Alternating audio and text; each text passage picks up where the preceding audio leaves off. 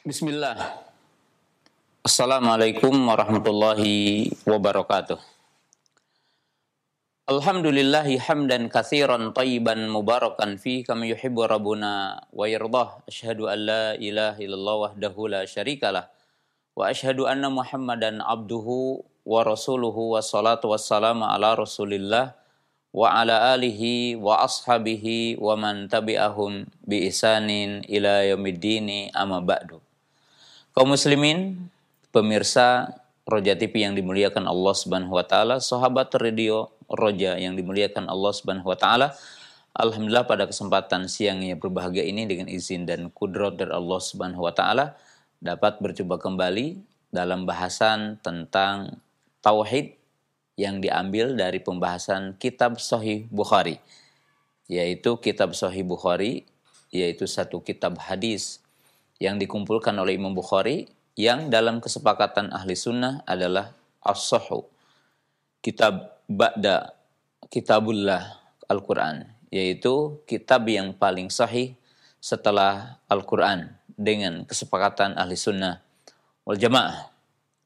Dan kita membahas bagian yang terakhir dari kitab Sahih Bukhari, yaitu kitab yang ke-97.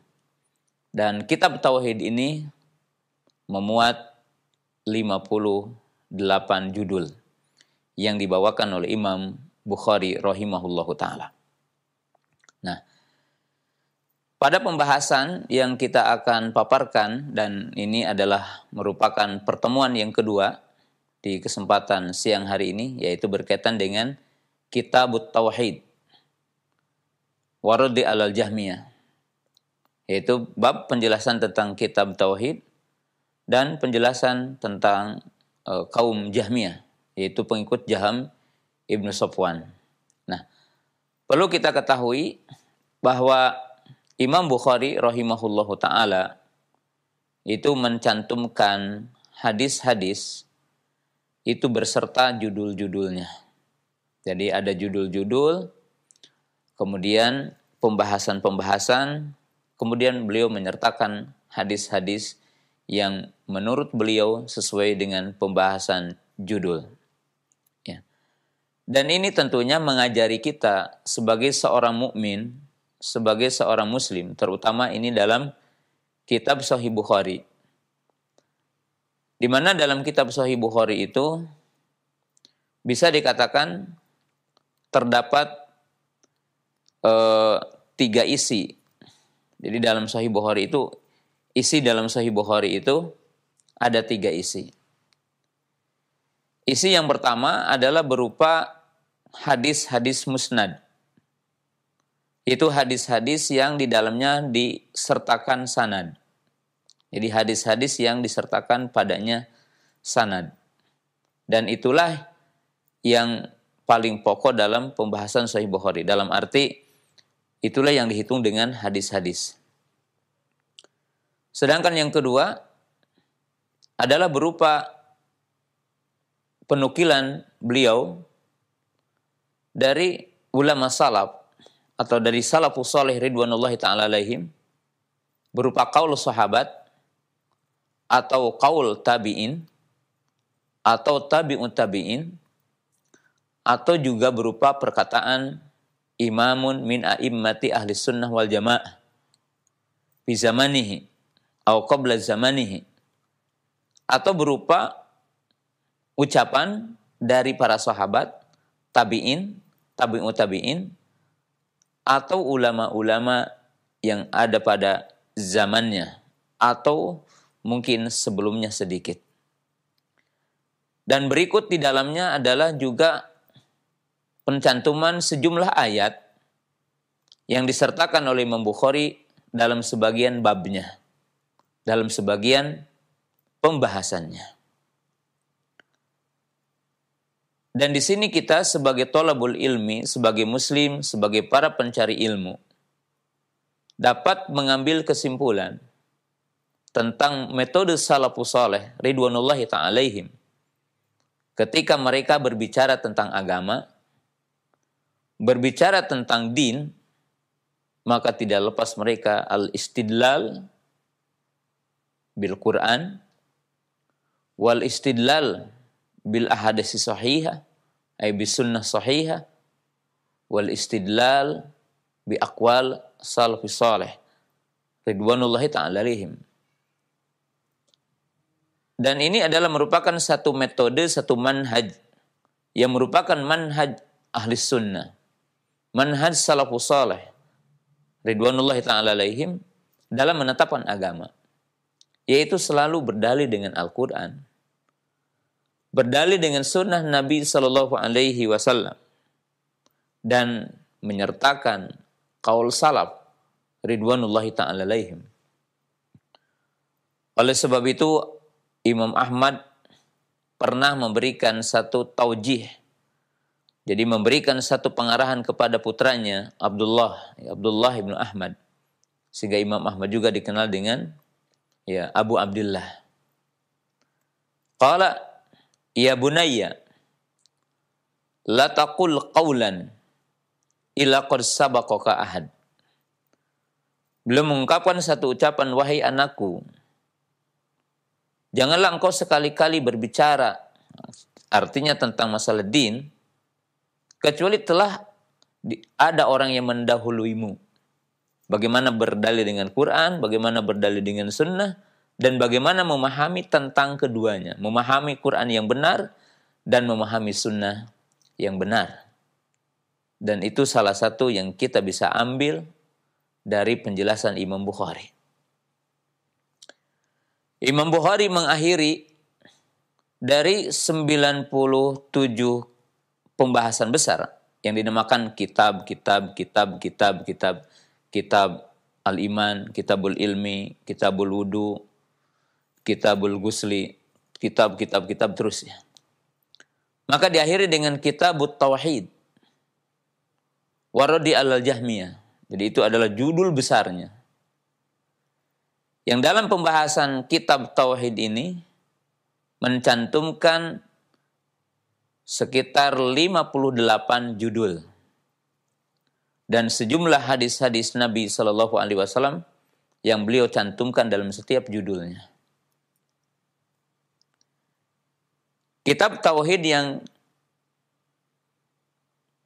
disusun oleh Imam Bukhari dalam bab ini itu adalah menyertakan 90%-nya dari penjelasan kitab tauhid itu, yaitu penjelasan tentang tauhid asma dan sifat. Karena sejumlah berkaitan dengan tauhid rububiyah ataupun tauhid uluhiyah telah tercantum dalam beberapa bab sebelumnya dengan hadis-hadis yang terpisah.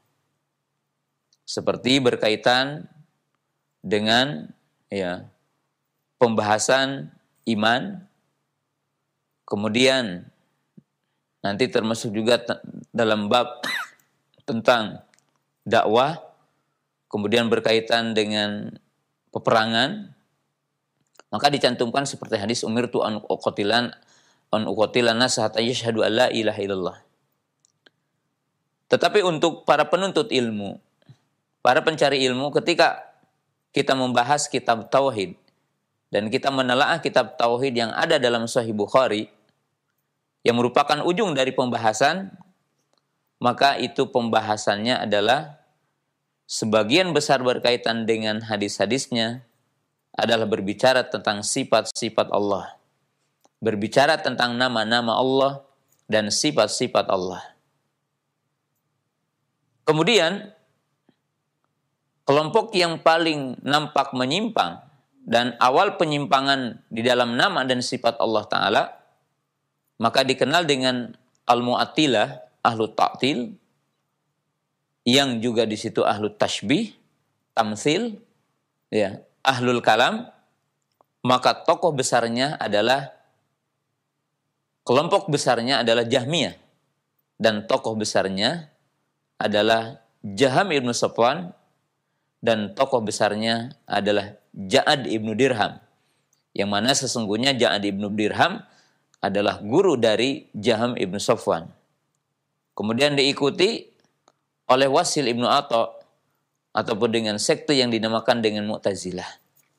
Nah, Kaum muslimin pemirsa yang dirahmati Allah Subhanahu wa taala.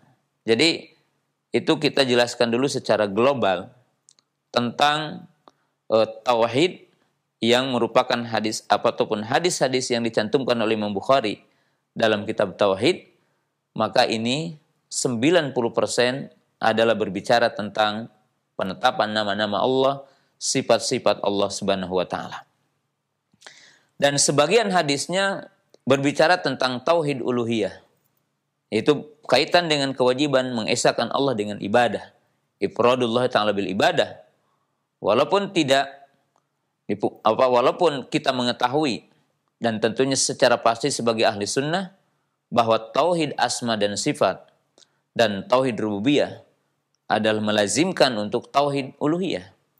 Jadi melazimkan artinya menuntut untuk setiap mukmin untuk mengesahkan Allah Ta'ala dalam beribadah.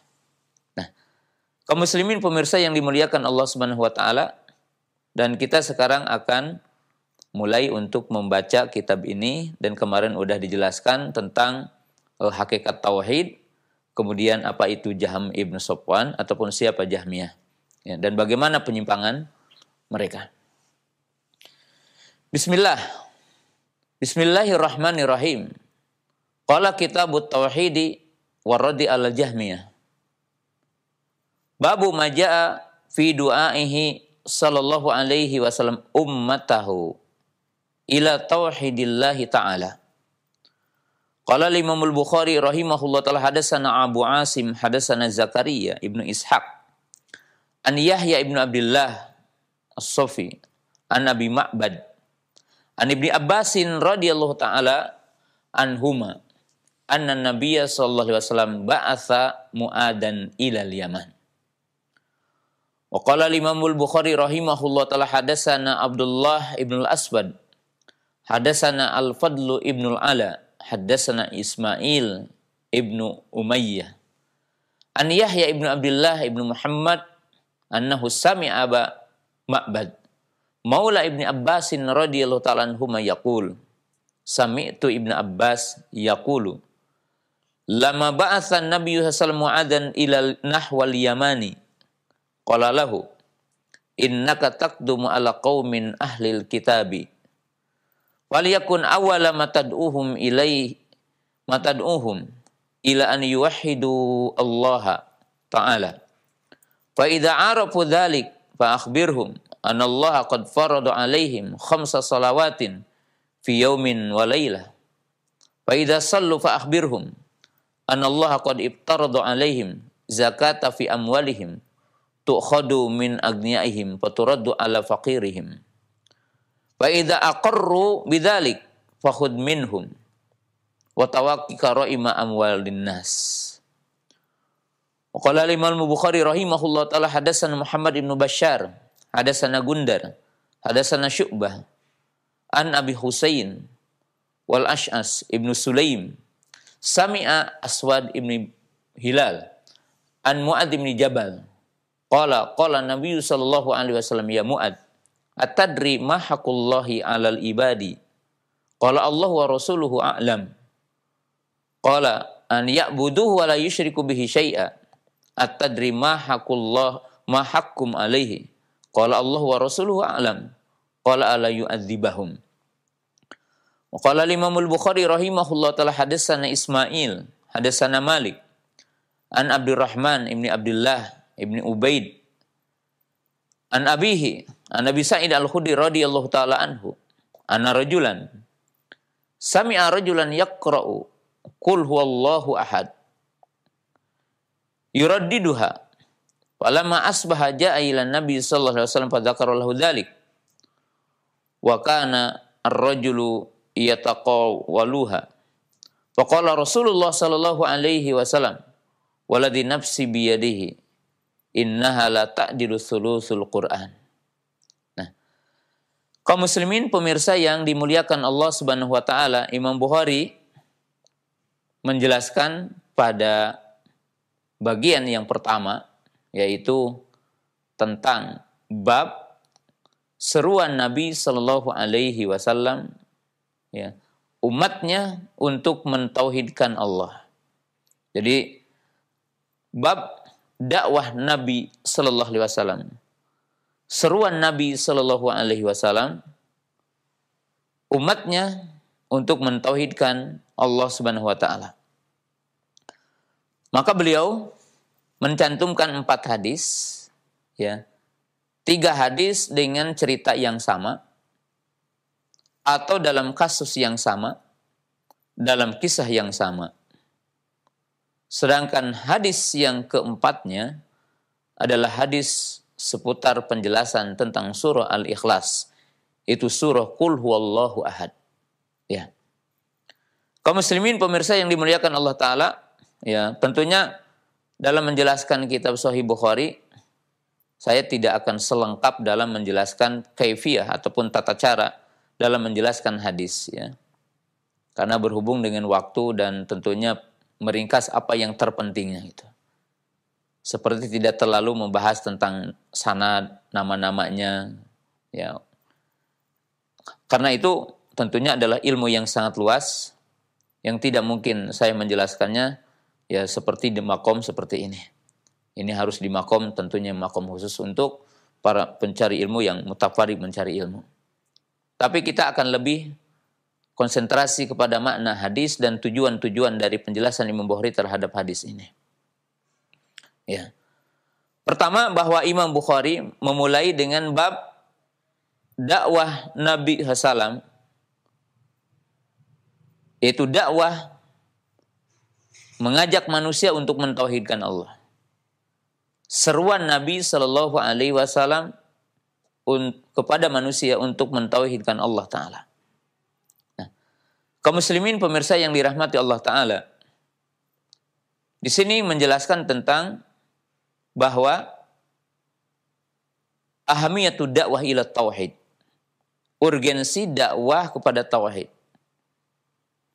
bahwa berdakwah kepada tauhid merupakan pokok dari dakwah para nabi. Merupakan pokok dari dakwah para rasul.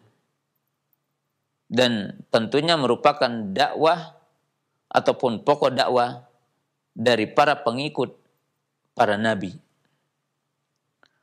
Hal itu sebagaimana Allah Subhanahu wa taala telah menjelaskan, "Walaqad ba'atsna fi kulli ummatin rasula an i'budullaha wajtanibut tagut." Ini dalam ayat yang sifatnya umum. Jadi Allah Subhanahu wa taala mengatakan, sungguh kami telah utus untuk setiap umat seorang rasul yang mereka berkata, "Wahai kaumku, beribadahlah hanya kepada Allah dan jauhilah, tinggalkanlah tagut.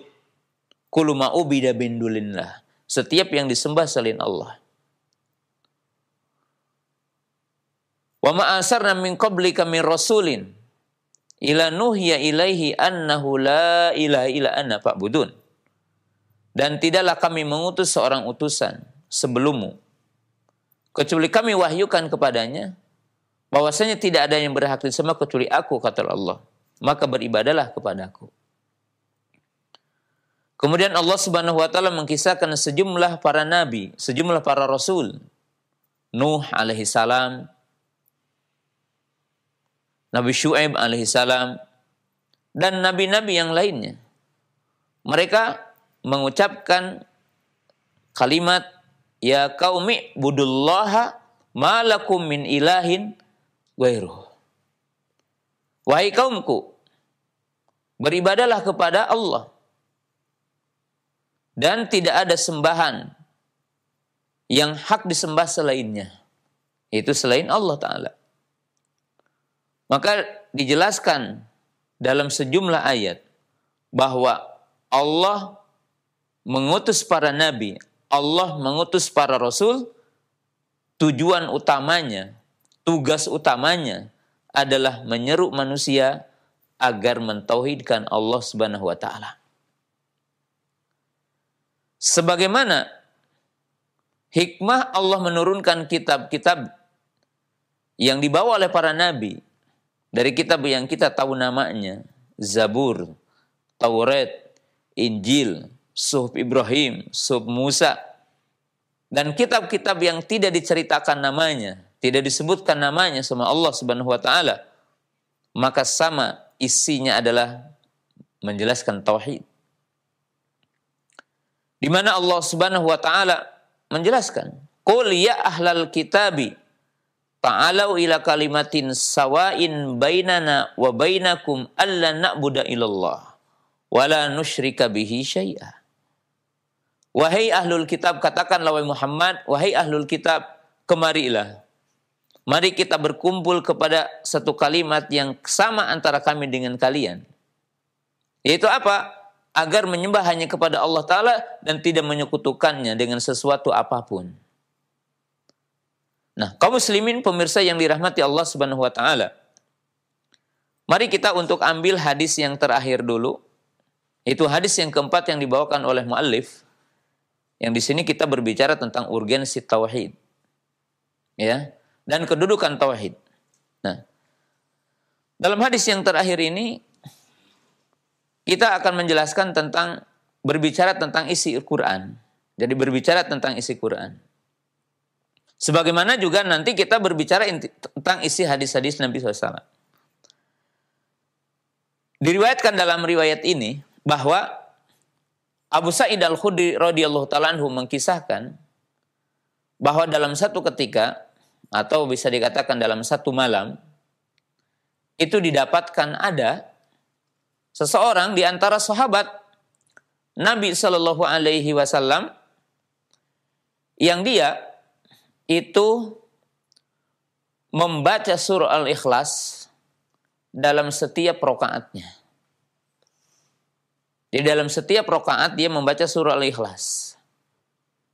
Dan ini ada beberapa kemungkinan sebagaimana disebutkan dalam sejumlah riwayatnya.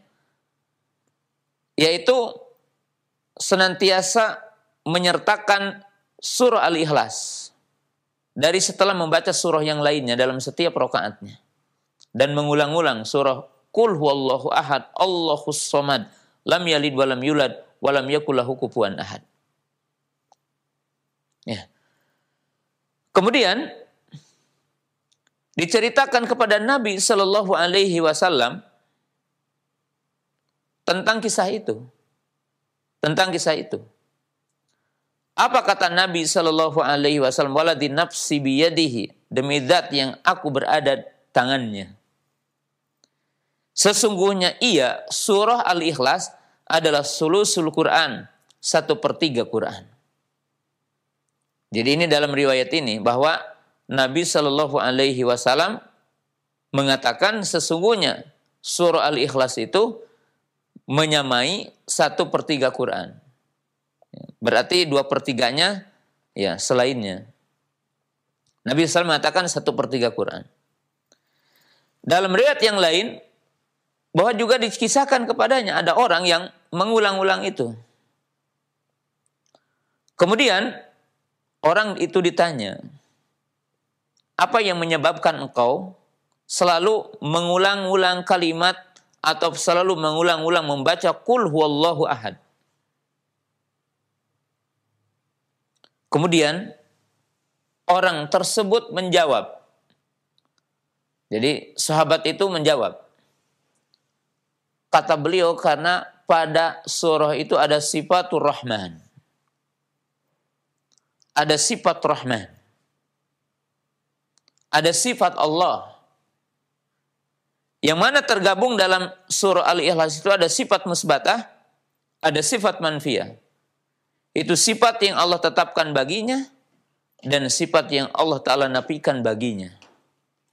Itu sifat musbatahnya Al-Ahadu As-Somad. Jadi Ahad As-Somad. Ya, itu di antara dua sifat Allah. Tentunya dengan sifat Allah itu sendiri dari kalimat Allah adalah sifat uluhiyah. Adapun sifat manfiyah, maka di situ dikatakan lam yalid walam yulad walam yakul lahu kufuwan ahad. Jadi ada penafian secara terperinci yaitu tidak beranak dan tidak diperanakan. Artinya tidak beranak dan tidak berbapak. Kemudian menafikan semua permisalan, semua sekutu, semua tandingan, semua tasbih, tamsil, Allah telah menafikan laisa kamitslihi syai'un wa huwas samiul basir.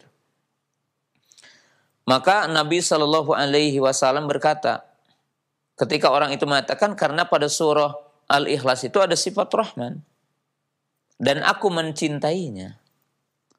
Maka Nabi SAW mengatakan, habarkan kepada orang itu sesungguhnya Allah mencintainya sebagaimana ia telah mencintai Allah. Jadi ini adalah fadlu suratil Ikhlas, keutamaan surah Al-Ikhlas. Nah, lalu Imam Bukhari rahimahullah ta'ala menyertakan hadis ini dalam bab seruan Nabi terhadap umatnya untuk mentauhidkan Allah. Maka Imam Bukhari ingin menyatakan, ini poin-poin yang penting, bahwa salah satu bentuk mentauhidkan Allah adalah mentauhidkan Allah dalam nama dan sifatnya. Dan mentauhidkan Allah dalam uluhiyahnya. Jadi mentauhidkan Allah dalam uluhiyahnya dan mentauhidkan Allah dalam nama dan sifatnya. Dan ini yang akan menjadi pembahasan besar dari hadis-hadis berikutnya dalam akhir kitab Tauhid ini. Nah, kemudian kaum muslimin pemirsa yang dimuliakan Allah Subhanahu wa taala, bagaimana kita memahami bahwa surah Al-Ikhlas itu dikatakan sulusul Quran, 1/3 Quran. Para ulama kita telah menyebutkan isi Al-Quran itu ada 3. Jadi isi Quran itu kalau dibagi, kalau kita rinci, secara garis besarnya isi Quran ada 3. Jadi isi Quran itu ada 3. Al-Khobar, Al-Insya, yakni bimana awamir wa nawahi, Al-Wa'du wal-Wa'id. Isi Al-Quran itu terbagi kepada 3 bagian besar. Yang pertama adalah Al-Khobar, khobar, yaitu berupa berita. Dan berita yang ada di dalam Al-Quran, intinya ada 3 berita besar yang ada dalam Quran. Pertama, berita tentang Allah. Jadi berita tentang Allah. Berkaitan dengan rububiyahnya, nama-namanya, sifatnya, kebesaran Allah Ta'ala. Ya, seperti dalam surah Kursi, ayat Kursi, dalam surah Al-Hasyr, dalam banyak awal-awal Al-Quran. Kemudian berita tentang manusia yang masa lalu. Ya, bagaimana Adam alaihissalam diciptakan, bagaimana dakwahnya, bagaimana para nabi, para rasul, orang-orang soleh terdahulu, orang-orang durhaka terdahulu. Maka ini adalah berita yang kedua, berita tentang Quran. Yang ketiga adalah berita masa yang akan datang. Berbicara tentang apa itu alam kubur, apa itu Rasul kiamat padang mahsyar, apa itu hari kiamat, bagaimana surga dan neraka. Maka ini adalah khobar, berita. Sedangkan yang kedua, Quran itu berisikan insya, atau dikenal dengan awamir wa nawahi, perintah dan larangan. Halal haram, al-wajibat wal manhiyat, perintah dan larangan. Halal haram, perintah bertauhid, larangan syirik. Perintah berjamaah, larangan ikhtilaf. Perintah sholat, perintah puasa, perintah zakat, perintah haji, perintah umroh, perintah berjihad. Perintah berbakti kepada 2 orang tua. Perintah baik sama tetangga. Ya. Perintah tentang jujur, perintah tentang adil. Ini awamir. Kemudian yang kedua adalah nawahi, larangan. Larangan syirik, larangan kufur, larangan nifak, larangan maksiat. Kemudian ada perincian-perinciannya, larangan berzina, larangan minum khamar dan semuanya. Sedangkan yang ketiga isi dari Al-Quran itu adalah al-wa'du wal-wa'id. Berupa penjelasan tentang pembalasan.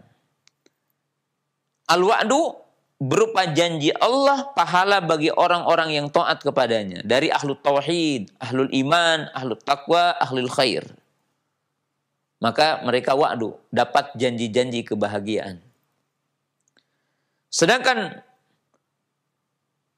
disebutkan wa'id, yaitu berupa ancaman, hukuman, siksaan bagi setiap orang yang durhaka kepadanya, kufur, musyrik, maksiat, bid'ah, dan semua bentuk penyimpangan. Maka adanya wa'id, ancaman.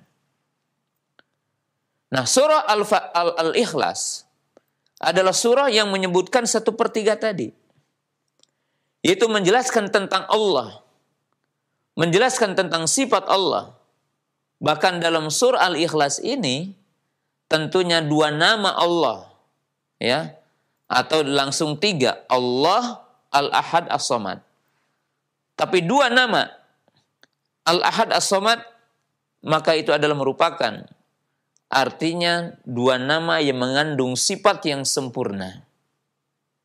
Ya, yang menunjukkan bahwa semua nama, semua sifat yang berkaitan dengan nama dan sifat Allah sesungguhnya juga menunjukkan kepada 2 sifat dan 2 nama ini. Dalam arti, ya, menunjukkan kesempurnaannya. Tetapi setiap nama mengandung sifat tentunya. Tetapi terkadang kandungan dan konsekuensi ataupun yang dinamakan tadhamunnya dari semua nama-nama itu. Ya. Maka tentunya dikatakan sulusul Quran, 1/3 Quran. Karena membahas tentang khobar, membahas tentang berita yang berkaitan tentang Allah Subhanahu wa taala, yaitu yang ada di dalam surah ini. Maka kaum muslimin pemirsa yang dimuliakan Allah taala, barang siapa yang membaca surah ini dan dia paham kepada maknanya, paham kepada kandungan yang ada di dalamnya, dalam makna pengagungan kepada Allah, memuji Allah, menyanjung Allah, dan mengetahui akan kandungannya bahwasanya tidak ada tandingan bagi Allah dalam uluhiyahnya, tidak ada tandingan bagi Allah dalam nama dan sifatnya, sebagaimana juga tidak ada tandingan dalam rububiyahnya. Allah itu esa. Ya, maka ini dikatakan sulusul Quran, 1/3 Quran. Ya. Dan Nabi Shallallahu Alaihi Wasallam menyeru umatnya, mengajari umatnya adalah kepada perkara tauhid, yaitu mengenalkan nama-namanya, mengenalkan sifat-sifatnya. Kalau kita tahu perkara nama dan sifat adalah perkara yang gaib, yang bukan akal yang menetapkannya. Walaupun akal ketika ditetapkan Quran dan Sunnah, maka akal akan menerimanya. Tetapi untuk menetapkan nama dan sifat bukan dengan akal, tetapi dengan dalil Quran dan Sunnah Nabi Sallallahu Alaihi Wasallam. Sehingga dikatakan sulusul Quran, 1/3 Quran. Ya. Nah itu kandungannya. Dan ketika para ulama mengatakan Al-Qur'anu kulluhu tauhid, maka tidak menafikan ini. Ketika para ulama kita mengatakan Quran semuanya tauhid, karena tentunya awamir wa nawahi, bahwa melaksanakan perintah, bahwasanya menjauhi larangan Allah Ta'ala, itu adalah merupakan ilzam, yaitu merupakan konsekuensi tuntutan dari bertauhid kepada Allah. Karena mentauhidkan Allah, maka mewajibkan kita inqiyad wal istislam li ahkamihi wa li syar'ihi, bahwa kita wajib untuk tunduk dan patuh kepada syariatnya, tunduk dan patuh kepada perintahnya. Dan itu tentunya hal yang sangat penting untuk kita pahami di sini. Jadi untuk kita pahami di sini, kaum muslimin pemirsa yang dirahmati Allah Ta'ala. Dan ini tentunya bahasan yang khusus nanti, ya, tentang surat Al-Ikhlas, yaitu sulusul Quran. Maknanya tadi dijelaskan dengan penjelasan para ulama bahwasanya Quran dibagi 3. Khabar, insya, al-wa'du wal wa'id. Berita, larangan dan perintah, kemudian tentang penjelasan pembalasan. Bagi yang taat surga, bagi yang maksiat diancam dengan neraka. Nah, pemirsa yang dimuliakan Allah Subhanahu wa taala.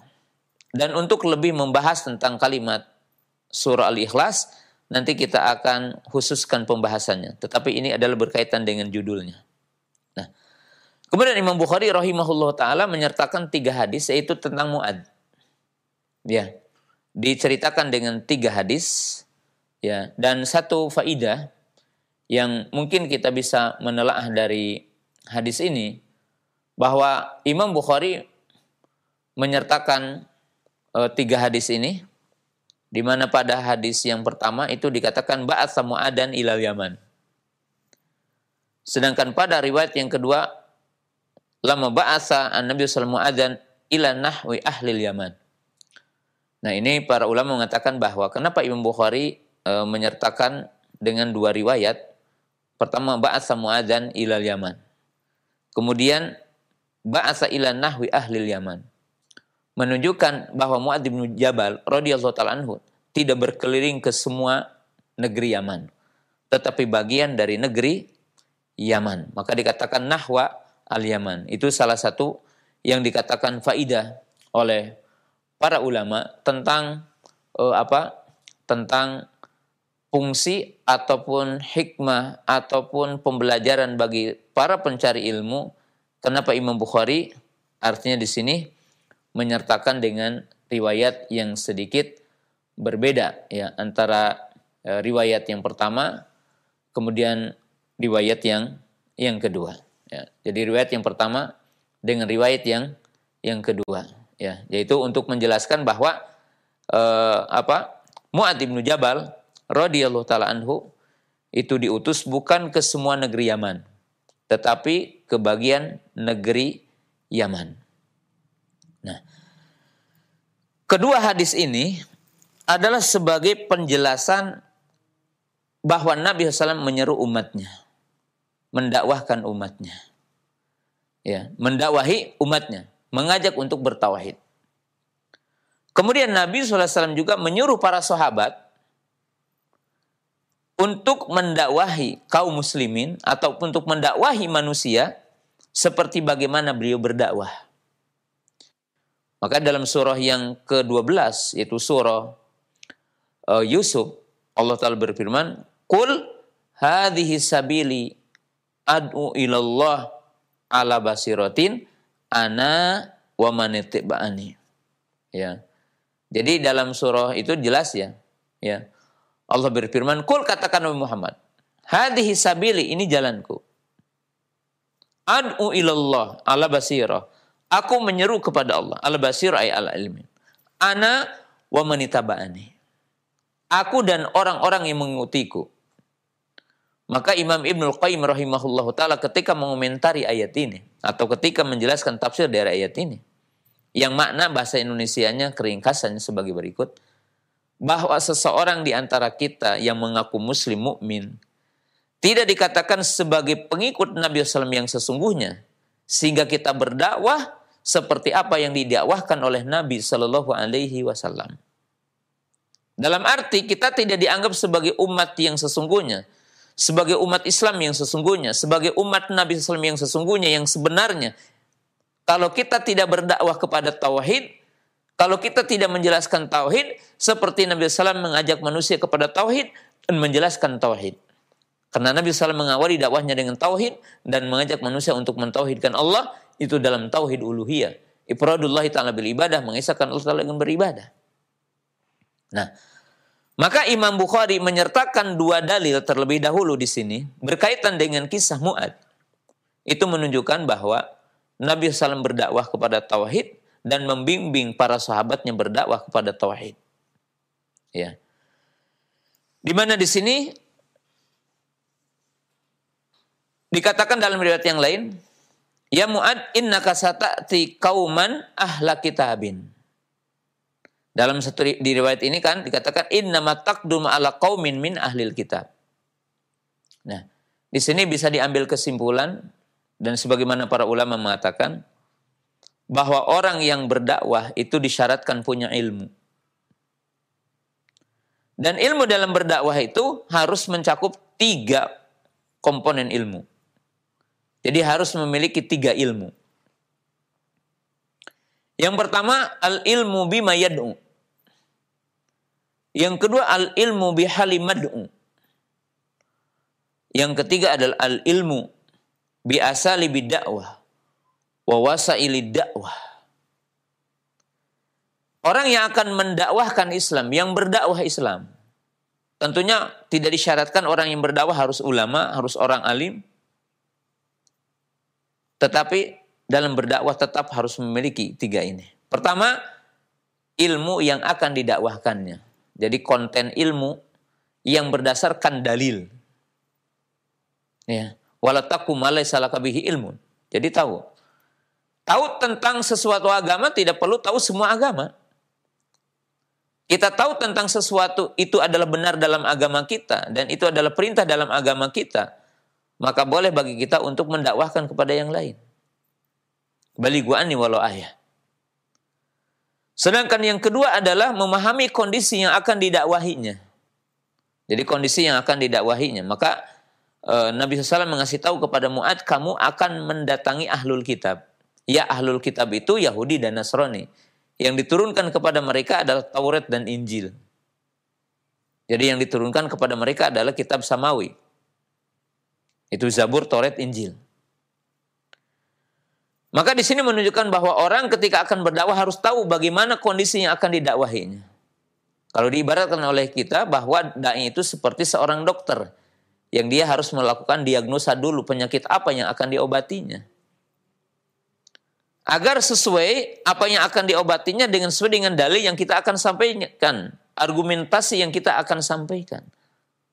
Sehingga juga di situ akan benar poin yang ketiganya, yaitu uslub, di mana uslub itu metodenya. Kita lihat di dalam Al-Qur'an, ud'u ila sabili rabbika bil hikmati wal mau'idotil hasanati wajadilhum billati ahsan. Ini berkaitan dengan uslub, metodenya. Ud'u ila sabili rabbik. Serulah kepada Rabbmu. Berarti bukan kepada kelompok, bukan kepada diri, bukan kepada qabilah, tapi menyeru kepada Allah, menyeru kepada agama Allah. Dengan 3 cara disebutkan dalam hadis, dalam ayat itu, maaf. Bil hikmah, dengan cara hikmah. Mau'idotul hasanah, wajadilhum billati ahsan. Yang diseru dengan hikmah adalah orang yang cinta kebenaran, cinta hak. Tapi dia tidak tahu, maka sampaikan dengan cara hikmah. Kemudian, ada manusia yang condong kepada keburukan, condong kepada maksiat. Maka dengan mau'idah hasanah. Berarti di sana ada mau'idah sayyi'ah. Ya, yaitu dengan cara mau'idah hasanah. Targhib wa tarhib. Dan targhib didahulukan sebelum tarhib, gitu kan. Kemudian wajadilhum billati ahsan, yaitu orang yang punya dalil, orang yang punya syubhat, orang yang punya argumen dari kesesatannya. Maka jangan dibikin lari dengan argumentasi kita, tapi bikinlah dia juga menerima dengan apa? Wajadilhum billati ahsan, didalnya dengan cara yang baik. Nah, maka dalam hadis ini dikatakan innaka sata'ti qauman ahla kitabin, ataupun innaka taqdum ala qaumin min ahlil kitab. Ya, jadi ini adalah metode bahwa Nabi SAW mengajari Mu'adz bin Jabal berdakwah. Nah, kemudian Nabi SAW mengatakan, "Fal yakun awala matad'uhum ila ayyuhidullaha." Maka jadikanlah seruan yang pertama yang engkau seru kepada mereka agar mereka mentauhidkan Allah. Dalam satu riwayat ila ibadatillah. Jadi dalam satu riwayat dengan redaksi ila ibadatillah. Dalam satu riwayat dikatakan yaitu ila syahadati alla ilaha illallah wa anna Muhammadar Rasulullah. Jadi disertakan dengan itu semua. Dan riwayat-riwayat ini wallahu taala a'lam adalah tidak bertentangan. Satu dengan yang lainnya adalah menjelaskan tentang awal dakwah, tentang usul dakwah dan ahamiyah dakwah ila tauhid, menjelaskan urgensi dakwah kepada tauhid, menjelaskan tentang kewajiban diawali dalam dakwah dengan dakwah kepada tauhid. Ya, kaum muslimin pemirsa yang dirahmati Allah taala. Nah, kemudian kita lihat di sini riwayat-riwayat ini punya makna. Ya, yang pertama ayyuhidullaha, untuk mentauhidkan Allah. Redaksi yang kedua adalah dikatakan ila ibadatillah, untuk beribadah kepada Allah, dan tentunya adalah mengingkari ibadah yang lainnya. Artinya tidak beribadah kepada ibadah yang lainnya. Ya, jadi ini riwayat. Kemudian riwayat yang ketiga disebutkan dengan kalimat langsung, yaitu syahadatu alla ilaha illallah wa anna Muhammadar Rasulullah. Nah, pentingnya mengumpulkan riwayat-riwayat ini adalah sangat penting. Jadi mengumpulkan riwayat-riwayat ini adalah sangat penting. Ya. Mu'adz bin Jabal diutus oleh Nabi SAW ke negeri Yaman, dan yang dimaksud dengan negeri Yaman bagian dari negeri Yaman. Sebagaimana dalam riwayat tadi, ila nahwi ahli Yaman, artinya sebagiannya, tidak semua negeri Yaman. Nah, kemudian beliau Nabi SAW mengutus Mu'adz itu sebelum terjadi Haji Wada. Dalam banyak ahli sirah mengatakan bahwa beliau diutus ke negeri Yaman di akhir tahun ke-9 Hijrah, sebelum Haji Wada. Ya, sebelum Haji Wada. Berarti di sini adalah sebelum Nabi SAW menunaikan Haji Wada, tetapi setelah Futuh Mekah. Jadi setelah Futuh Mekah, maka beliau diutus oleh Nabi SAW ke negeri Yaman. Dan Mu'adz bin Jabal radhiyallahu ta'ala anhu juga min fuqaha'i sahabah, termasuk bagian dari fuqaha sahabat, ya. Dan memiliki kedudukan yang sangat agung. Bahkan ya dinisbatkan untuk beliau itu sampai seperti Nabi Ibrahim. Itu kan hanifan muslimah gitu. Qanitan lillah hanifah. Itu tentang Mu'adz bin Jabal radhiyallahu ta'ala anhu. Jadi memiliki keutamaan dan sangat dicintai oleh Nabi sallallahu alaihi wasallam. Dan menjadi pilihan Nabi SAW untuk pergi ke negeri Yaman berdakwah. Hal ini menunjukkan bahwa ketika orang pergi berdakwah, ya memang manusia pilihan, ya, yang memiliki ilmu, yang memiliki kefakihan dalam bagaimana berdakwah, yang memiliki tentang kesabaran bagaimana berdakwah, yang memiliki argumentasi bagaimana cara berdakwah, yang memahami tentang usul metodenya, memahami tentang wasail-wasailnya. Itu adalah tentunya juru dakwah yang khusus diutus, ya. Dan Nabi SAW memilih Mu'adz bin Jabal radhiyallahu ta'ala anhu. Nah, kemudian perhatikan dalam hadis tadinya. Yang didatangi adalah ahlul kitab. Ahlul kitab ini sudah barang tentu yang turun kepada mereka kitab. Walaupun tentunya setelah itu mereka melakukan tahrif, melakukan penyelewengan, melakukan perubahan kepada kitab mereka. Minal ladzina hadu yuharifunal kalima amma wadhihi. Di mana orang-orang Yahudi itu mereka melakukan tahrif, melakukan perubahan, melakukan tentunya merusak kepada ayat-ayat Allah oleh mereka, ya. Tapi mereka dikatakan ahlul kitab. Ya. Kemudian ila ibadatillah, ibadah kepada Allah. Kemudian disebutkan dengan kalimat syahadatain. Nah, sangat perlu sekali bahwa jika mereka mengklaim beriman kepada Allah, dalam arti jika ahlul kitab, Yahudi ataupun Nasrani mengklaim kami beriman kepada Allah, maka mereka tidak dikatakan muslim, tidak dikatakan mukmin, sehingga mereka bersaksi dengan mengatakan wa asyhadu anna Muhammadar Rasulullah. Ya. Karena tentunya orang-orang Yahudi, orang-orang Nasara, mereka tidak masuk kepada dairah Islam. Mereka tidak masuk kepada dairah iman. Artinya dairah itu ruang lingkup Islam dan ruang lingkup iman. Seandainya pun mereka mengklaim iman kepada Allah. Karena tentunya beriman kepada Allah akan diakui bahwa imannya itu benar dengan mengakui kenabian Muhammad sallallahu alaihi wasallam. Dan dalam hadis ini diambil kesimpulan bahwa Yahudi dan Nasrani tidak dianggap mentauhidkan Allah. Jadi tidak dianggap mentauhidkan Allah. Ya. Dalilnya apa? Dalilnya dua sisi di sini. Bahwa Yahudi dan Nasrani tidak dianggap mentauhidkan Allah. Tidak dianggap mengesahkan Allah Ta'ala dalam ibadah kepadanya, dalam ibadah kepada Allah Ta'ala. Kenapa? Karena di sini dari dua sisi. Sisi yang pertama, maka Nabi SAW memerintah Mu'adz bin Jabal untuk mengajak mereka bertauhid. Berarti mereka tidak bertauhid. Lalu faktanya apa? Ini bagian keduanya. Yaitu mereka mengatakan Uzair huwallah. Itu orang Yahudi. Dan orang Nasrani mengatakan Isa huwallah. Atau mereka mengatakan Salisu Salasa. Maka Nabi SAW menyuruh Mu'adz untuk mendakwahi mereka. Menyeru mereka untuk mentauhidkan Allah. Dan di sini menunjukkan bahwa dakwah kepada tauhid adalah dakwah yang paling mulia, dakwah yang paling agung. Dan mesti bagi setiap dai menjadikan dakwah yang pertama adalah menyeru manusia kepada tauhid. Agar kita mentauhidkan Allah Subhanahu wa taala, agar kita mengesahkan Allah Taala dengan ibadah. Nah, kemudian pada hadis ini Nabi SAW mengatakan jika mereka mengetahuinya dan mereka memahaminya tentunya kepada makna kalimat la ilaha illallah dan mereka mengikrarkan dengan dua kalimat syahadat ini, yaitu talapudan bilabdiha au nutqan bilabdiha arifan bimaknaha aliman amilan bimuktabaha fa'akhbirhum bi anna Allah Ta'ala amara kada wa kada. Jika mereka mengetahui yang dimaksud di sini, yang maksud dalam kalimat ini, fa in arafu, jadi jika mereka mengetahui.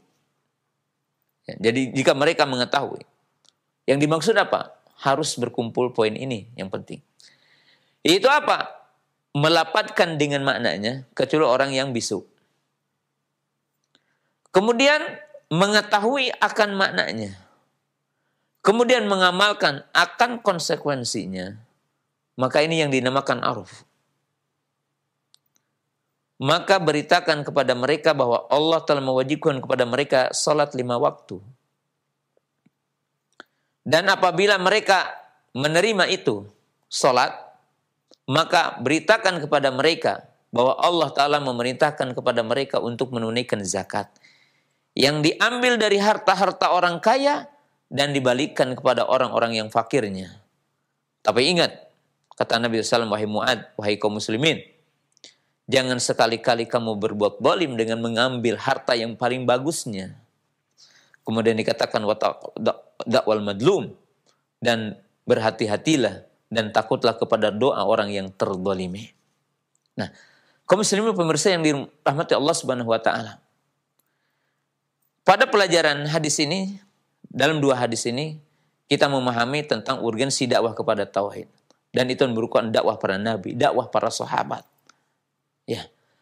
Kemudian, setelah tauhid, maka tentunya tauhid itu konsekuensinya amal. Tuntutannya amal. Islam itu bukan hanya mengikrarkan dengan 2 kalimat tauhid. Islam bukan hanya mengucapkan 2 kalimat tauhid. Tapi Islam itu adalah agama yang di situ ada perintah, agama yang di situ ada larangan. Yang semestinya orang mukmin itu adalah al-inqiyad wal istislam li awamirillah wa awamiri rasulih. Yang semestinya orang mukmin ketika udah mengikrarkan 2 kalimat syahadat, maka dia harus mengetahui bahwa pada Islam itu ada perintah, pada Islam itu ada larangan yang semestinya orang mukmin tunduk dan patuh kepada perintah Allah tersebut. Nah, kaum muslimin pemirsa yang dirahmati Allah Subhanahu wa taala. Nah, jadi ini penjelasan urgensi tauhid. Dan tauhid yang dimaksud di sini pada 2 hadis pertama ini adalah tauhid uluhiyah. Ifradullahi ta'ala bil ibadah. Ifradullahi ta'ala bil ibadah. Yaitu dalam kalimat asyhadu alla ilaha. Itu mengesahkan Allah dengan ibadah, mengesahkan Allah Ta'ala dengan taat, mengikhlaskan ibadah kepada Allah Subhanahu wa taala. Tidak ada yang berhak disembah selain Allah Subhanahu wa taala. Nah, kemudian pada hadis yang ketiganya, yaitu tentang Nabi SAW dibonceng oleh Mu'ad. Dalam riwayat yang lain dikatakan kuntu radifan Nabi SAW. Keadaanku sedang membonceng baginda Rasulullah SAW, yaitu ala himar, di atas keledai. Yang menunjukkan boleh kita membonceng orang dalam satu kendaraan. Ya, tentunya di situ keledai, apalagi mungkin unta, apalagi kuda yang lebih besar. Nabi SAW dibonceng oleh Mu'ad dengan keledainya. Kemudian Nabi SAW bertanya, apa hak Allah kepada hambanya dan apa hak hambanya kepada Allah Subhanahu wa taala. Nah, di sini tentunya hadis yang sangat agung ya. Kemudian Mu'ad bin Jabal menjawab, Allah wa rasuluhu a'lam. Allah dan Rasulnya yang maha tahu. Maka Nabi SAW mengatakan untuk beribadah kepadanya dan tidak menyekutukan Allah dengan sesuatu apapun. Lalu apa hak hambanya kepada Allah? Maka Mu'ad mengatakan Allah dan Rasuluhu yang maha tahu. Kemudian Nabi SAW mengatakan Allah tidak mengadab mereka. Nah, di sini menunjukkan urgensi tauhid. Inti tauhid. Dan inti dari tauhid ifradullahi bil ibadah. mengesahkan Allah dengan beribadah. Jadi lihatlah di sini Imam Bukhari menyebutkan 3 hadis dengan kisah Mu'adz. Jadi 3 hadis tentang kisah Mu'adz. Kemudian akan menyebutkan sejumlah hadis. Sejumlah hadis. Maka inilah sebagai penutup untuk pertama tentang tauhid. Bahwa para ulama kita mengatakan tauhid rububiyah yastalzimu tauhid uluhiyah. Wa tauhid uluhiyah mutadamminun li tauhid ar-rububiyah.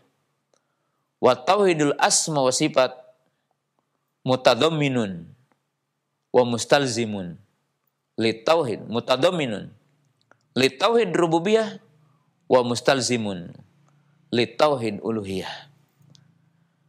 Tauhid rububiyah berkonsekuensi tauhid uluhiyah, dan tauhid uluhiyah mengandung tauhid rububiyah, dan tauhid asma dan sifat mengandung tauhid rububiyah dan berkonsekuensi tauhid uluhiyah.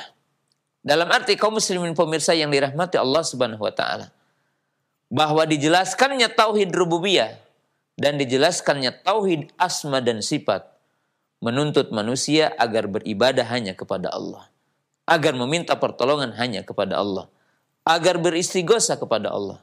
Sebagaimana tidak ada sekutu dalam penciptaan, pemilikan, pengaturan, maka semestinya juga tidak ada sekutu untuk beribadah kepada Allah. Artinya tidak ada sekutu bagi Allah dalam ibadah. Tidak ada sekutu bagi Allah dalam taat kita kepadanya. Sebagaimana tidak ada persamaan bagi Allah dalam nama dan sifatnya, maka juga tidak ada sekutu bagi Allah dalam uluhiyahnya. Maka ini sesuatu yang harus kita pahami dalam pertemuan yang kedua, dalam bab tentang seruan Nabi SAW kepada umat tentang tauhid, dan tentunya belum kita secara sempurna terutama hadis Mu'adz ini, dan kita akan sisakan untuk soal jawab. Sampai di sini kita membuka soal jawab insyaallah. Nah, baik, syukran jazakallahu khair, barakallahu fiik kepada Ustaz yang sudah memberikan materi di kesempatan siang ini, yang mudah-mudahan bermanfaat untuk kita semua, tambahan ilmu, dan semoga ini menjadi pahala yang melipat ganda bagi Al-Ustaz dan bagi kita semua. Baik, untuk selanjutnya kami buka sesi interaktif, sesi soal jawab bagi Anda para pemirsa ataupun pendengar yang ingin bertanya. Silahkan. Halo, Assalamualaikum. Waalaikumsalam warahmatullahi wabarakatuh. Dengan siapa, di mana? Dari Pak Eko Bengkulu. Silahkan, Pak. Silakan Bapak. Ustaz, apa nama itu, saya tadi mendengar kata Ustaz kalau kita membaca surat Al-Ikhlas pahalanya 22 dari Al-Quran. Nah. Bagaimana kalau saya itu mau cara rutin arti istiqomah per hari ini kira-kira 100 sampai 200 kali dibolehkan apa dengan syariat. Baik. Itu saja Pak ya. Saya kira itu Ustaz yang saya akan. Assalamualaikum warahmatullahi wabarakatuh. Waalaikumsalam warahmatullahi wabarakatuh. Nah, silakan Ustaz. Kaum muslimin pemirsa yang dimuliakan Allah Subhanahu wa taala dan Bapak yang ada di Bengkulu, Bapak merutinkan membaca Al-Ikhlas setelah sholat ya. Setelah mendengar adzan ya. Setelah mendengar adzan, mungkin di antara sholat ya kiranya mungkin. Itu tidak pernah dicontohkan oleh Nabi Shallallahu alaihi wasallam, walaupun membaca ada keutamaan. Tapi menetapkan tempat bahwa setelah adzan membaca itu enggak. Setelah adzan kita dianjurkan membaca doa ya Allahumma rabb hadhihi da'wati tamah dan solawat ya. Kemudian dianjurkan bagi kita adalah solat di antara keduanya, solat qobliyah ya, ataupun solat mutlak ya. Dan tidak ada dalil bahwa Nabi SAW merutinkan membaca Qul huwallahu ahad berulang-ulang di situ. Berulang-ulang. Wallahu taala a'lam. Syukran jazakallahu khair atas jawaban Ustaz. Demikian untuk Bapak yang berada di Bengkulu. Dan selanjutnya kami ajukan pertanyaan di layanan pesan singkat. Nah, ada pertanyaan mengenai urgensi tauhid, di mana bahwa kesyirikan itu merupakan pembatal tauhid atau pembatal keislaman. Yang menjadi pertanyaan, bagaimana jika orang tua kita melakukan praktek kesyirikan atau perdukunan dan qadarullah sudah meninggal, belum sempat bertobat akan hal itu, apakah kita boleh mendoakannya, Ustadz? Nah, mohon penjelasan dan jawabannya. Masya Allah. Kaum muslimin pemirsa yang dimuliakan Allah Subhanahu wa Ta'ala, walaupun pertanyaan ini tentunya pertanyaan yang paling sering berulang ya di berbagai kesempatan gitu ya, tentang apa yang terjadi pada sebagian kita hari ini. Yang jelas kita memahami dulu bahwa manusia itu secara umumnya terbagi kepada dua ya. Man la yatadayyad, yani malam yadinu bidinil Islam. Yang pertama adalah orang yang tidak beragama dengan agama Islam, dengan agama apa saja. Maka tentunya setiap di antara kita tidak bisa mendoakan mereka setelah matinya. Kalau kita punya bapak yang berbeda agama, tidak akan sampai doa kita dan tidak akan bermanfaat doa kita bagi mereka. Tapi yang kedua, yang tentunya hari ini menjadi bagian masalah gitu ya, bahwa sebagian di antara kita beragama dengan agama Islam dan berikrar dengan kalimat syahadatain, tetapi dengan sebab kejahilannya, dengan sebab kebodohannya terhadap hakikat tauhid, hakikat syirik, dengan begitu juga kuatnya penyimpangan ataupun yang dinamakan dengan juru dakwah yang menyeru ke jurang api neraka begitu dahsyat, sehingga sebagian di antara kita kaum muslimin pemirsa yang dirahmati Allah Ta'ala terjerumus kepada bentuk-bentuk kesyirikan. Maka jawaban yang ringkas wallahu ta'ala alam, selama seseorang itu nampak keislamannya dan belum ada penegakan dakwah atau ketetapan dikatakan si fulan itu kafir dalam hukum dunia, maka bagi setiap di antara kita berdoa untuk mereka. Apa yang mereka lakukan dari kejahilan, jika Allah Ta'ala menerima udurnya, maka akan diterima. Jika Allah tidak menerima udurnya, maka itu adalah di tangan Allah Subhanahu wa Ta'ala. Tetapi hukum zahir bagi kita hari ini, bagi penanya yang tadi, yang tentunya bapaknya masih dikatakan dairatul muslim, berada di semua muslim, mengakui keislaman, maka kita tetap berhak untuk mendoakan mereka, ya, memintakan maghfirah kepada Allah Ta'ala untuk mereka. Dan di samping lain, kita tidak boleh untuk menyepelekan kepada hal-hal kesyirikan. Tidak juga kita untuk bergampang-gampang memberikan toleransi akan kesyirikan. Akan tetapi kita terkadang tidak tahu apa yang ada di sisi Allah tentang pengampunan kepada mereka disebabkan kebodohan mereka. Oleh sebab itu kepada penanya dan seluruh kaum muslimin ya, artinya kita masih bisa untuk mendoakan, karena kita tidak tahu apakah mereka mendapatkan udzur atau tidak, ya, mendapatkan udzur atau tidak. Mudah-mudahan mereka mendapatkan udzur dan kita mendoakan mereka. Wallahu ta'ala alam. Baik, syukran jazakallahu khair atas jawaban Ustaz. Demikian untuk yang bertanya di layanan pesan singkat. Nah, ada pertanyaan kembali kami ajukan di layanan pesan singkat.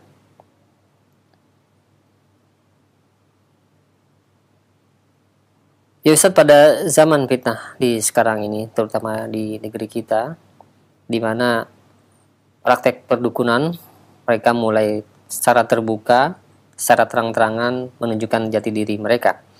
Nah, bagaimanakah sikap kita seharusnya, yang dimana pemerintah yang ada pun tidak memberantas akan hal ini? Sikap kita sebagai orang yang bertauhid seperti apakah? Mohon nasihatnya Ustaz. Ya, kaum muslimin pemirsa yang dimuliakan Allah Subhanahu wa Ta'ala, tentunya kewajiban seluruh kaum muslimin adalah mempelajari agamanya dengan benar. Itu tentunya adalah langkah yang pertama.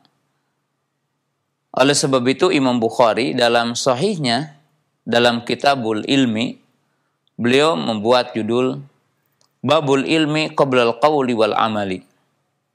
Tsumma istadal bi qouli ta'ala fa'lam annahu la ilaha illallah wastaghfir lidzanbik.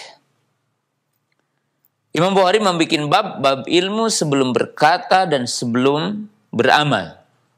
Lalu berdalil dengan firman Allah Ta'ala dalam surah Muhammad ayat 19. Fa'lam ilaha illallah. Bab ilmu sebelum berbicara dan sebelum beramal. Dan ilmu yang paling utama yang wajib dipelajari oleh kaum muslimin adalah ilmu bimakna wa haqiqati kalimati la ilaha illallah. Dan ilmu yang paling utama, ilmu yang mestinya pertama dipelajari oleh setiap mukmin adalah makna kalimat la ilaha illallah. Makna kalimat tauhid dan hakikat tauhid, dan tentunya ilmu yang berkaitan dengan penentangnya ataupun yang bertentangan dengannya, itu syirik. Baginda Rasulullah SAW mengatakan, man salaka tariqan yaltamisu fihi ilman sahalallahu lahu bihi tariqan ilal jannah. Barang siapa yang keluar berjalan mencari ilmu, maka Allah akan memudahkan baginya jalan ke surga. Man yuridillahu bihi khairan yufaqihu fid din. Barang siapa yang dikehendaki Allah berada dalam kebaikan, maka dia akan difaqihkan kepada agama Allah. Jadi di sini adalah kewajiban kita taklim, kewajiban kita belajar tentang tauhid. Hakikat mana ibadah, rukun ibadah, syarat ibadah. Kemudian kita mempelajari lawan-lawannya tentang syirik dan pembatal-pembatal tauhid. Kemudian langkah yang kedua bagi setiap mukmin adalah kewajiban untuk mengamalkan ilmu yang telah kita pelajari dalam semua sendi-sendi keilmuan. Baik berkaitan dengan akidah, berkaitan dengan amal saleh, ibadah, berkaitan dengan akhlak dan sebagainya. Kemudian kewajiban yang ketiga bagi kita adalah berdakwah, mendakwahkan tauhid. Mendakwahkan tentang bahaya syirik. Menjelaskan tentang apa itu tauhid, apa itu syirik, bahayanya, jenis-jenisnya. Seperti berkaitan dengan perdukunan dan persihiran. Walaupun mungkin kalau dalam bahasa Arab itu kan arraf, kahin atau kahana, as-sahir, as-sihru. Dalam di Indonesia diterjemahkannya tukang sihir dan perdukunan, paranormal. Tapi mungkin kalau dukun di Indonesia punya makna lain, tidak selamanya negatif kalau dikatakan dukun ya. Ada dukun beranak gitu kan, berarti paraji gitu kalau di Sunda gitu. Ya. Ada dukun tukang potong, tukang khitan. Ya memang betul bahwa kalimat dukun terkadang di Indonesia tidak selamanya itu bermakna yang dimaksud dalam hadis yang dinamakan kahin. Tapi dalam Islam, sihir, perdukunan, paranormal itu terlarang dalam Islam. Dan merupakan bagian dari pembatal keislaman. Pembatal keimanan seseorang adalah as-sihru, sihir. Kemudian ida'ul ghaib, yang mengklaim tahu perkara yang gaib. Siapa? Yaitu arraf wal kahana, yaitu dukun dan paranormal dalam bahasa kita, tapi dalam spesifik dukunnya itu. Karena mungkin tadi dikatakan dukun ya di Indonesia kadang memiliki titel lain gitu. Maka dilarang dalam Islam. Dan kewajiban kita berdakwah, kewajiban kita menyebarkan Islam dengan hikmah, kewajiban kita bersungguh-sungguh dalam mendakwahkan Islam, dalam mendakwahkan tauhid. Nah, ini kewajiban kita hari ini, kewajiban setiap muslim untuk membentengi diri kita. Ya. Kaum muslimin pemirsa yang dirahmati Allah Ta'ala, kita mengetahui ya, bahwa perdukunan atau yang berkaitan dengan paranormal, Nabi Shallallahu Alaihi Wasallam telah menyebutkan ya sejumlah hadis ya. Yang pertama Nabi SAW mengatakan barang siapa yang datang ke dukun dan bertanya tentang sesuatu dan dia membenarkan apa yang dikatakannya, maka dia telah terkufur kepada apa yang dibawa oleh Nabi SAW. Barang siapa yang datang ke dukun dan dia bertanya tentang sesuatu ya, tapi bukan membenarkannya, tapi dia untuk main-main atau apa saja, maka tidak akan diterima sholatnya 40 hari. Walaupun datang ke dukun, tentunya ada 3 jenis datang ke dukun. Jadi ada 3 macam datang ke dukun. Yang pertama datang ke dukun untuk mendakwahinya. Ya, datang ke paranormal untuk mendakwahinya. Bahwa praktek meminta pertolongan ke jin, membuat kalimat-kalimat yang di situ datangnya dari jin, jampe-jampe yang datang dari jin, dan ilmu persihiran itu adalah bagian dari syirik yang menyebabkan orang adalah keluar dari Islam apabila dia awalnya muslim dan mengantarkan seseorang ke neraka, maka hukumnya adalah fardu kifayah. Yang kedua, datang ke dukun adalah untuk bertanya tentang sesuatu dan membenarkan dan mengimani apa yang dikatakannya, maka juga ini telah masuk kepada jurang dari bentuk nawaqidul iman, pembatal keimanan. Yang ketiga, datang ke dukun adalah untuk datang saja. Maka ini tidak akan diterima sholatnya 40 hari. Ya.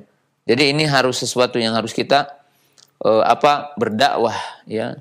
Tegakkan argumentasi, tegakkan hujjah, bentengi diri, bentengi anak, bentengi keluarga dari setiap bentuk penyimpangan berkaitan dengan penyimpangan dalam akidah, penyimpangan dalam tauhid. Wallahu taala a'lam. Syukran jazakallahu khair atas jawaban Ustaz. Demikian, dan pertanyaan terakhir Ustaz kami ajukan di layanan pesan singkat.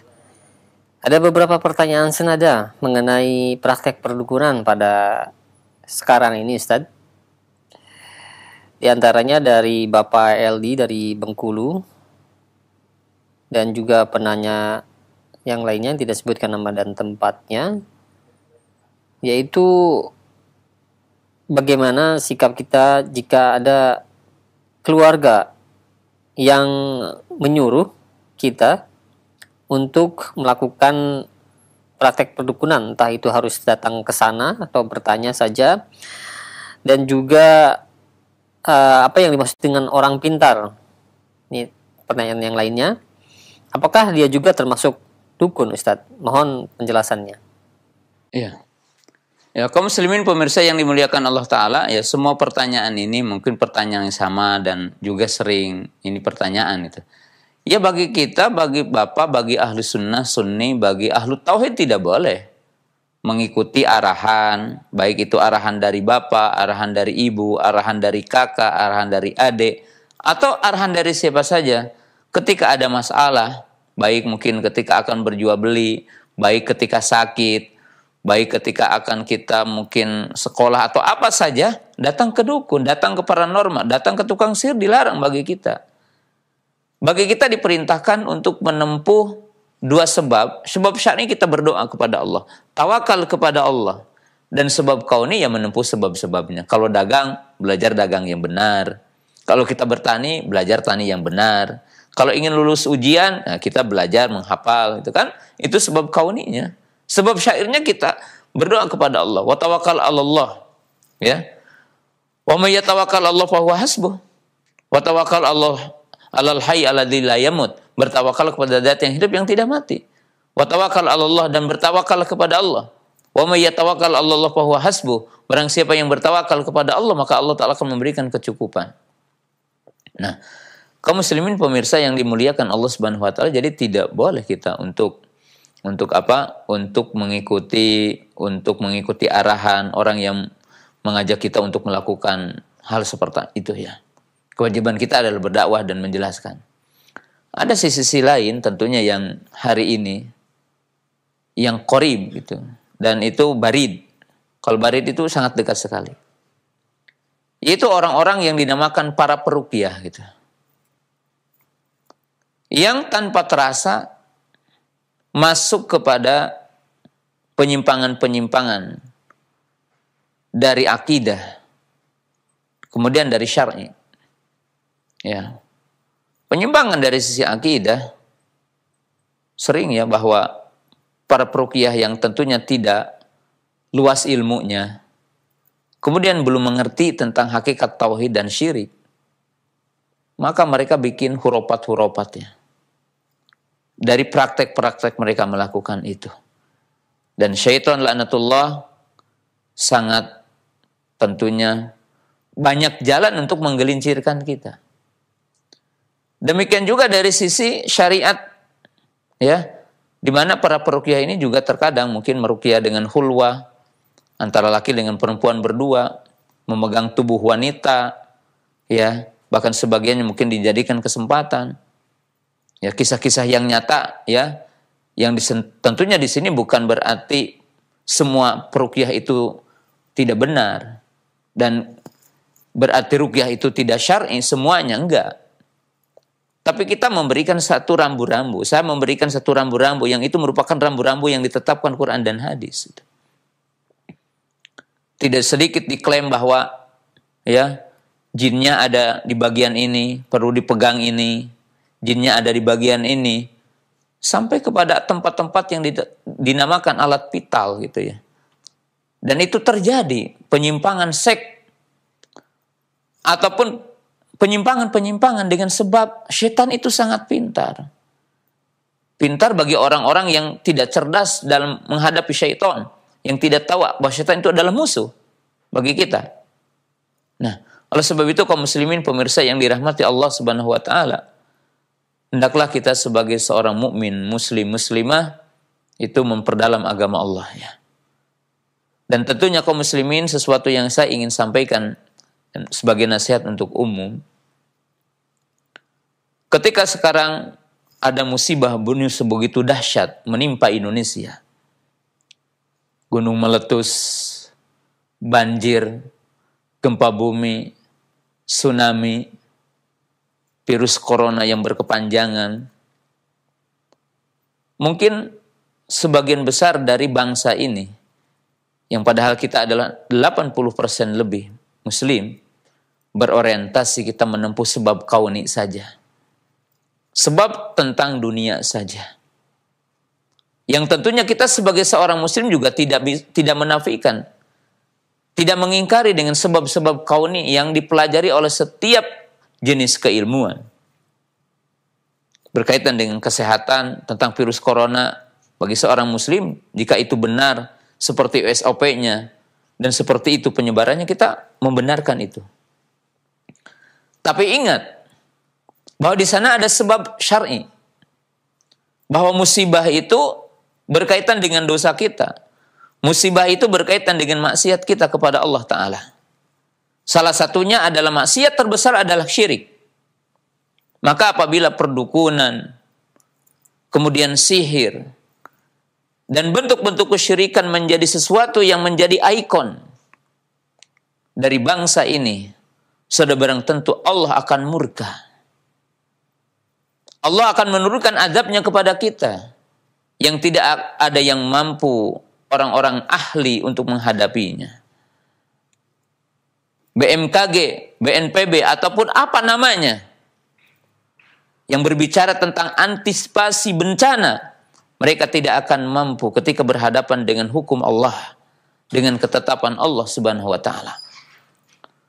Bagaimana kuatnya Fir'aun, laknatullah, yang tentunya mereka kaum muslimin pemirsa yang dimuliakan Allah Ta'ala. Kekuatan fisik mereka dengan membuat piramid-piramid ataupun bagaimana itu bangunan-bangunan menjulang tinggi dengan dikumpulkan batu-batu dan sebagainya begitu indahnya dan besar. Maka Allah Ta'ala menenggelamkan mereka dan membinasakan mereka.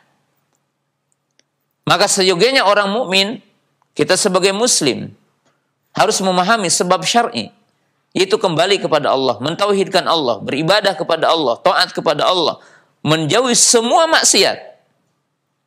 Karena kita mengetahui Allah berfirman dalam surah Al-Ankabut ayat 40, "Fakulan akhadna bidzanbihi.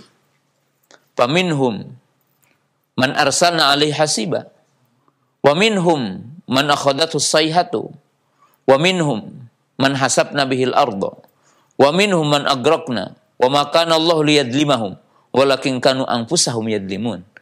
Semuanya kami adab dengan sebab dosanya.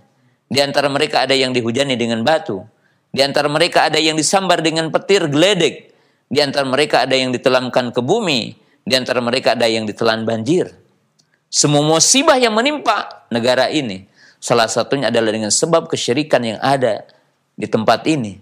Kemaksiatan, perzinahan, mengurangi takaran dan timbangan, bentuk kedoliman, bentuk-bentuk kerusakan, di mana manakala kedoliman telah dilakukan oleh seluruh anak bangsa, baik pemimpinnya, ataupun rakyatnya, ataupun semua pihak, maka akan datang murka Allah Subhanahu wa Ta'ala.